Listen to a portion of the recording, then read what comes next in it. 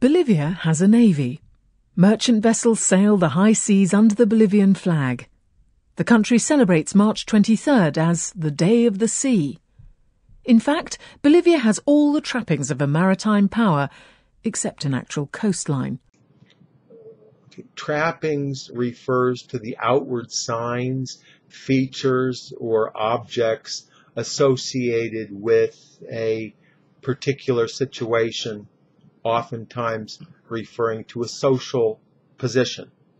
So, for example, if you have somebody that's very wealthy, you would expect the person to have a big house, very expensive car, send his or her children to private schools, and lead a very, very expensive lifestyle. So all of these things associated with being rich, these would be the trappings of a rich or wealthy lifestyle.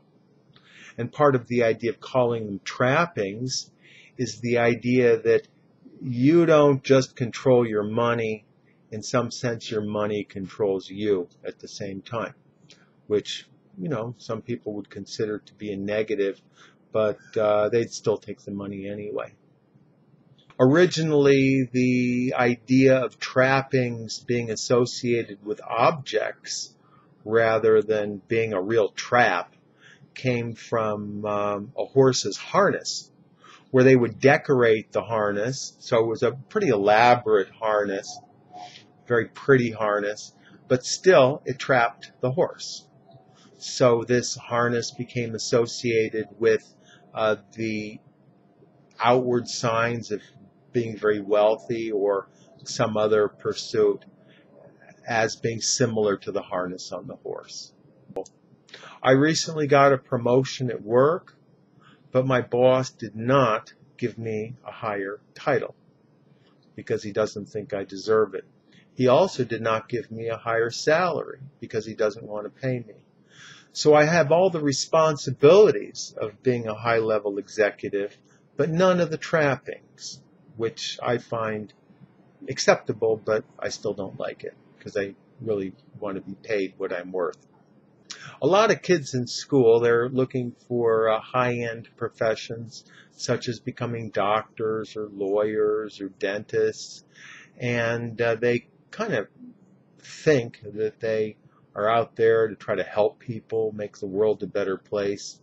But the bottom line for many of them is that they're really just looking for the trappings of the high-end positions and not so much the actual purpose. In a lot of poor neighborhoods, they have people who are members of criminal gangs, and they have all the trappings of being very, very wealthy people. They've got real nice cars, they've got great shoes, gold chains, and it becomes very difficult to convince the kids that a criminal lifestyle is not something that they should pursue.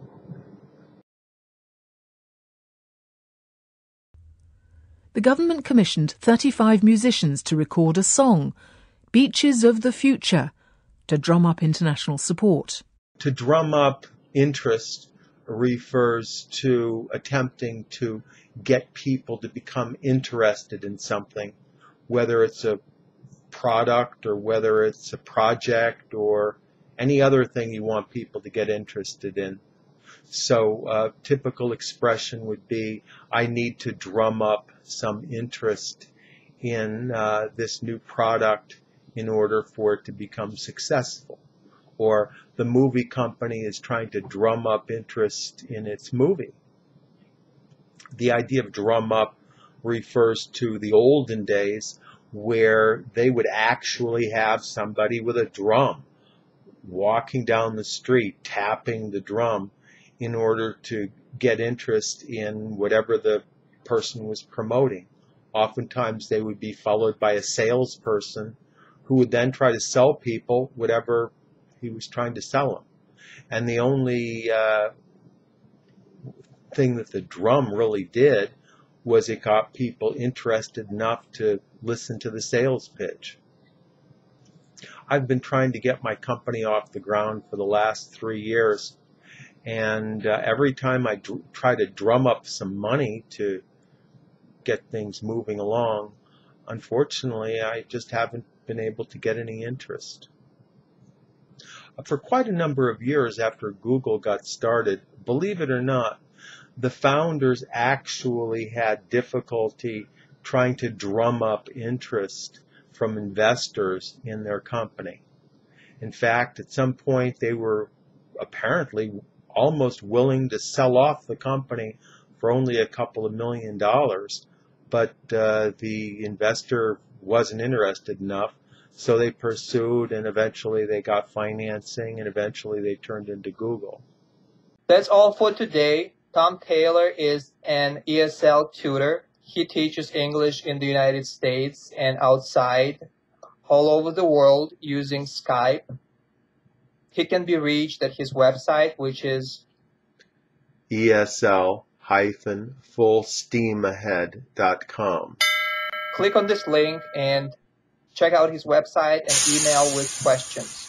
Thank you, Tom, and I'll talk to you next time. Thank you.